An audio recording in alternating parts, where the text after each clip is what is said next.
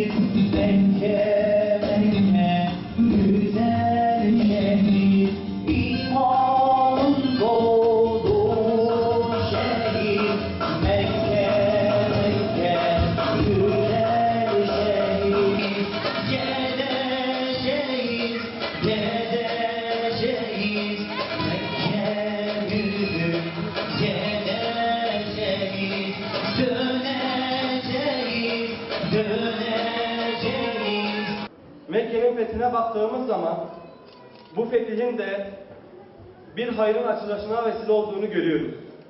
İnsanlar ve Müslümanlar arasındaki setlerin yakılışının olduğunu görüyoruz.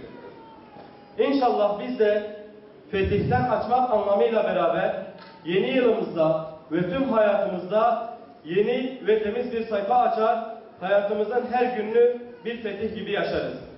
Peygamber Efendimizin Mekke'yi fethine baktığımız zaman hiç kan akmadan kazanılan bir zafer olduğunu görüyoruz. Elindeki kılıcın savaşmak ve öldürmek için değil, İslam ve insan arasındaki setlerin yıkılışı için kullanıldığını görüyoruz. Peygamber Efendimiz Mekke'yi toprak ele geçirmek için değil, Allah'ın dini olan İslam'ı insanların kalbine yerleştirmek için bu fethi gerçekleştirmiştir. Kıymetli misafirler, bugün İslam aleminin durumuna baktığımız zaman ne yazık ki kanlarımız donuyor, çocuklar öldürülüyor, analar kan ağlıyor ve ne yazık ki dünya Müslümanları bunu sadece kınamakla yetiniyor. Günümüz Mekke yönetimini elinde bulunduran ülke ile ABD'nin işbirliği sonucu Yemen'i ne hale getirdiğini hepimiz görmekteyiz. İkinci kutsal mescidimiz olan Mescid-i Aksa'yı Siyonist bir rejimin ne hale getirdiğini hepimiz görmekteyiz. Müslümanlar olarak bu olanlara bir dur zamanı gelmedi mi? Yapılan zulümleri kaldırmak için fetihler gerçekleştirme zamanı gelmedi mi? Değerli Müslümanlar, yapılması gereken fetihler tankla ve tüfekle değil, Peygamber Efendimizin yaptığı gibi gönüllere İslam'ın yerleştirilmesiyle insan ve İslam arasındaki setlerin kaldırılmasıyla olur. Gönüllere fetih gerçekleştirmek için de her etnik köken ve gruba mensup olan Müslüman kardeşlerimizle kucaklaşmalı ve Bismillah diyerek yola koyulmalıyız ki zulümlere bir dur diyebilelim. Temennimiz tüm dünya Müslümanlarının şuurlanarak birlik içerisinde yeni fetihlere adım atmalarıdır. Rabbim bizlere Peygamberimiz gibi insanların uyanışlarına vesile kılacak fetihler nasip eylesin. Sen ki Allah katında yücelerden yücesindir ey Mekke. İnsanlığın kitabı senin bağrında inmiştir ve insanların en hayırlısı senin koynunda büyümüştür nazlı bir gül gibi. Adından çöl diye bahsedenlere inat. Kaynağını cennetten alan, suların en hayırlısı olan zemzemin vardır. Zemzem ki senin toprağından kaynayıp duran bir hediyedir insanlığa ve ey şehirlerin anası, senin bedeninde çarpar kainatın kalbi. Misafirler, şimdi de günün anlam ve önemine binaen konuşmalarını yapmaları için Bingöl Üniversitesi öğretim görevlisi, aynı zamanda akademisyen yazar İbrahim Dağlı hocamızı sahneye davet ediyorum. Buyurun hocam.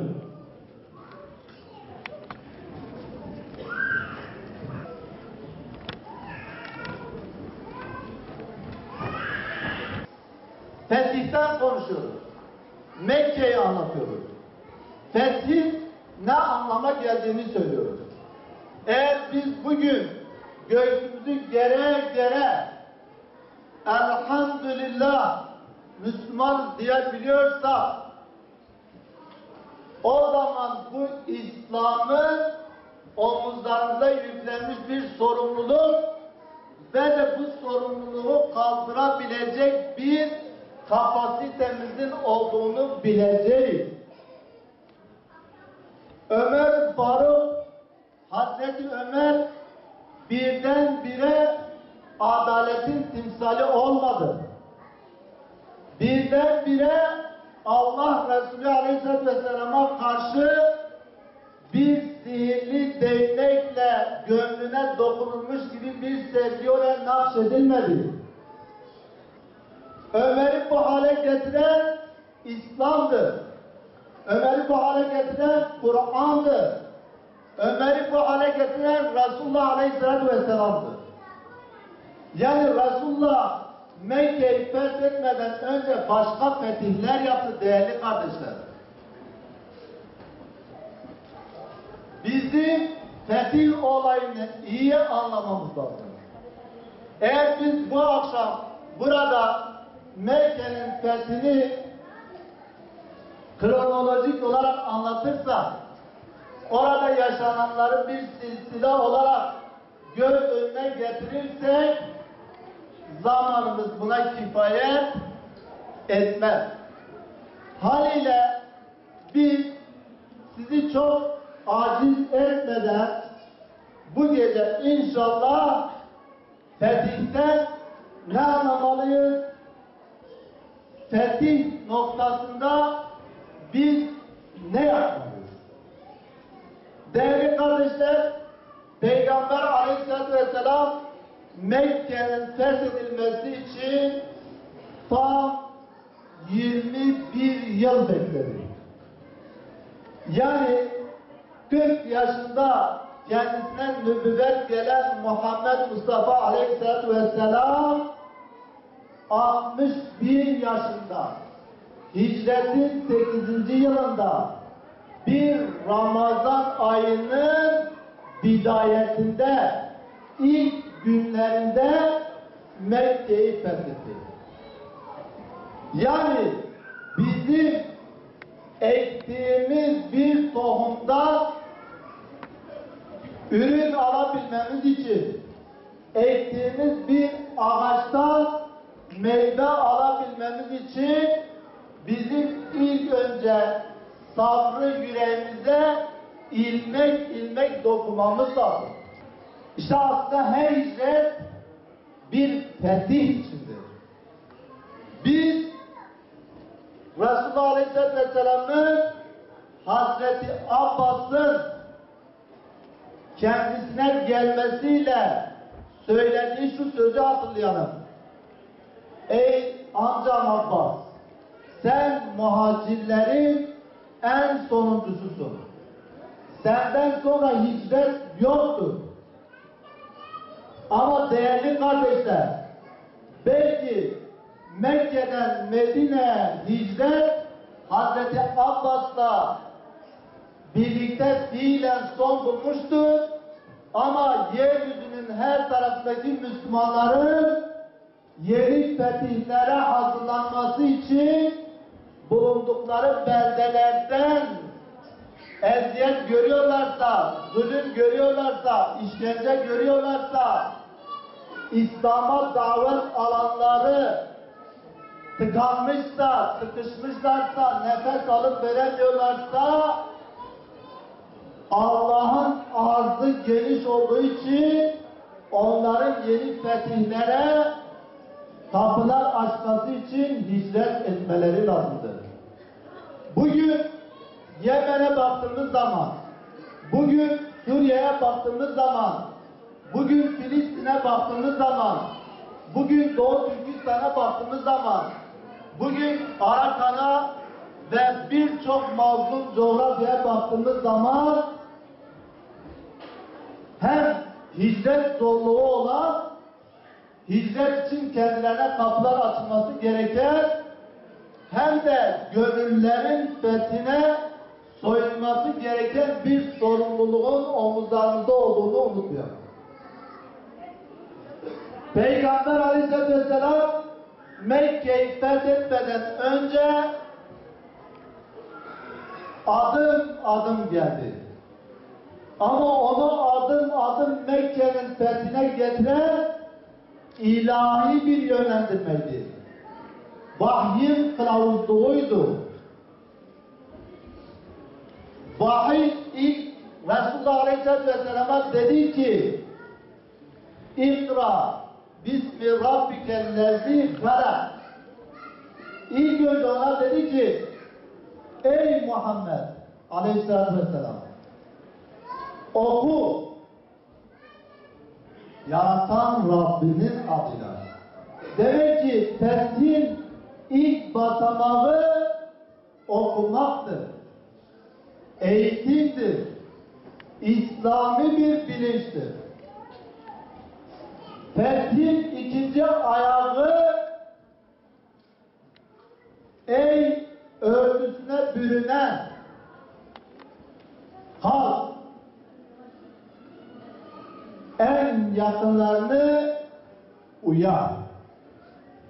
Fethin ikinci ayağı bizim bireysellikten vazgeçip toplumsallığa doğru bir kapı açmamızdır. Toplumdaki insanların bize karşı beklentilerinin olduğunu bilmek lazımdır. Üstümüzdeki pısırıklığı, üşengeçliği, neme lazımcılığı nasılsa başkaları yapıyor, başkaları uğraşıyor, başkaları koşuyor, başkaları anlatıyor. Mazaretlerinden vazgeçip bu işte kim vardır değil, gerisine bakmak değil, bir adım öne çıkmak. O toplumsal sorumluluğu elde etmektir. Yani emri bil maruf, nahyanil münker bilincine sahip olmaktır. Allah-u Teala yeryüzünde en hayırlı cemaati Kur'an-ı Kerim'de tasvir ederken isim vermemiştir. A cemaat, B cemaat, C cemaat, şu cemaat, bu cemaat, diğer cemaat, o cemaat dememiştir. Allah-u Teala Kur'an-ı Kerim'de en hayırlı cemaati anlatırken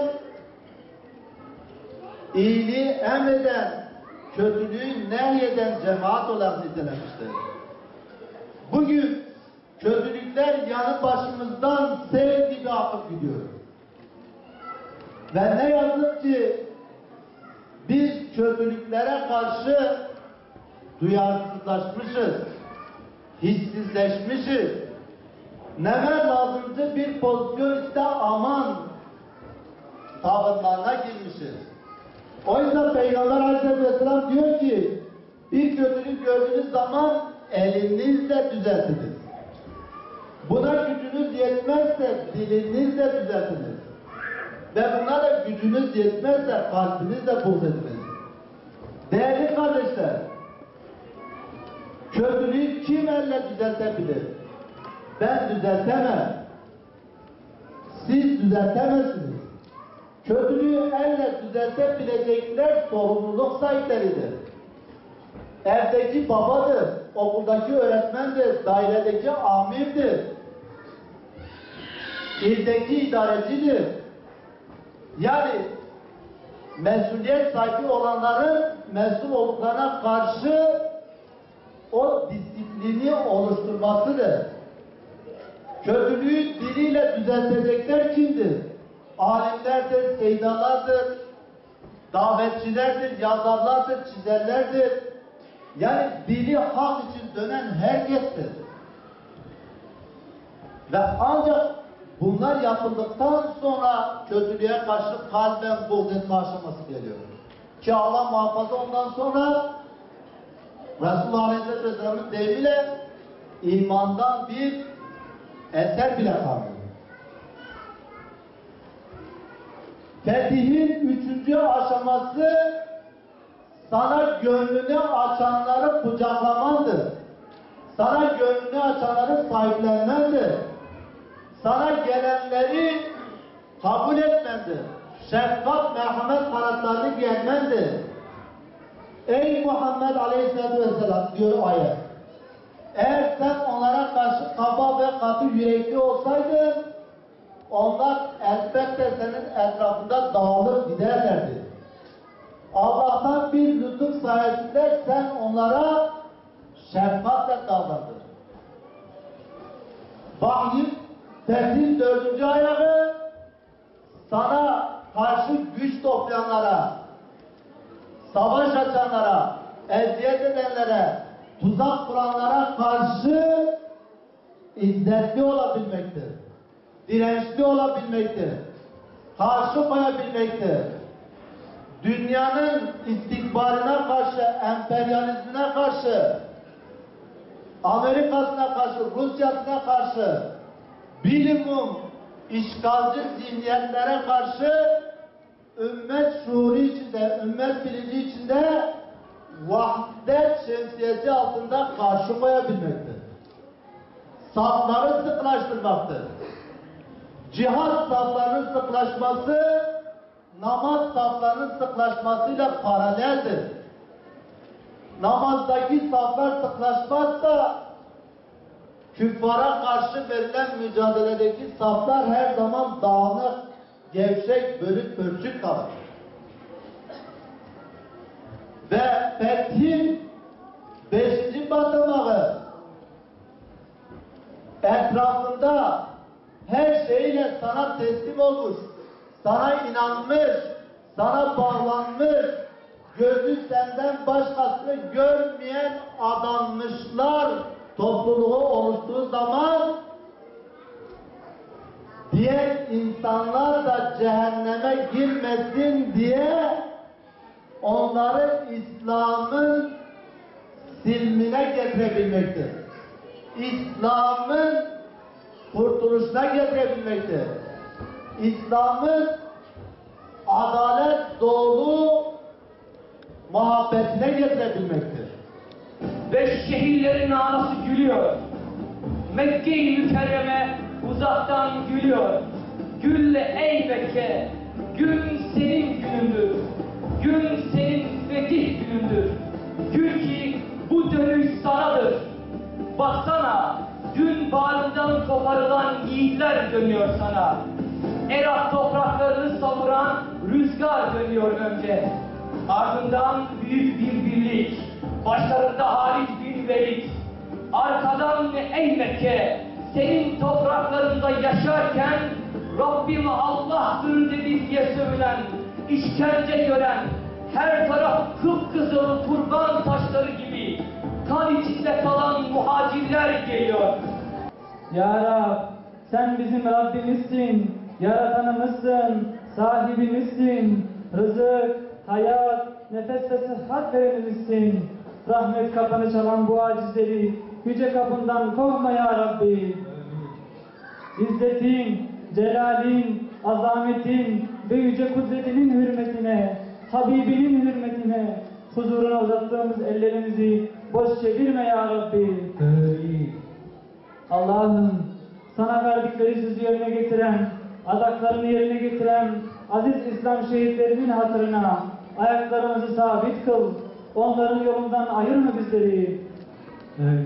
Allah'ım, parçalanmış, bölünmüş ve kardeşlikten uzaklaşmış şu ümmete Peygamberin dosdoğru yolunu göster.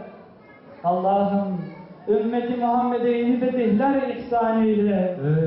Bize kalplerin fethini öğret ya Rabbi. Allah'ım, dünyanın dört bir yanında, Yemen'de, Arakan'da, Irak'ta, Suriye'de, Filistin'de, ülkemizde ve diğer tüm İslam topraklarında Müslümanlara yapan zulmü sonlandır ya Rabbi. Amin. İslam düşmanlarına fırsat verme ya Rabbi. Amin. Allah'ım, yeryüzünde mümin kardeşlerimize zulmeden zalim ve zorbaları Kahhar isminle kahreyle. Amin. Onları perişan eyle. Amin. Onların birliklerini boz ya Rabbi. Amin. Ey kimsesizlerin kimsesi, ey imdadımızı duyan ve ey Fettah ismiyle sürekli kapıları açan Allah'ım, şu anda senin için, senin yolunda Medrese-i Yusufiye'de bulunanlara yardım et. Onlara verdiğin izzet ve ikramını özgürlükle taşlandır. Amin. Sabrı cemil ihsan et. Allah'ım, şu geçici dünyayı en büyük kaygımız ve ilmimizin son hedefi kılma. Bize dini ve dünyevi musibetler verme. Amin. Allah'ım, hastalarımıza hayırlı şifalar, devalar nasip eyle. Amin. Allah'ım, son nefeste imanla ve eşhedü en la ilahe illallah ve eşhedü enne Muhammeden Resulullah kelimesiyle can vermeyi nasip eyle. Amin. Amin, amin. Velhamdülillahi Rabbil alemin. El Fatiha ma'as salavat.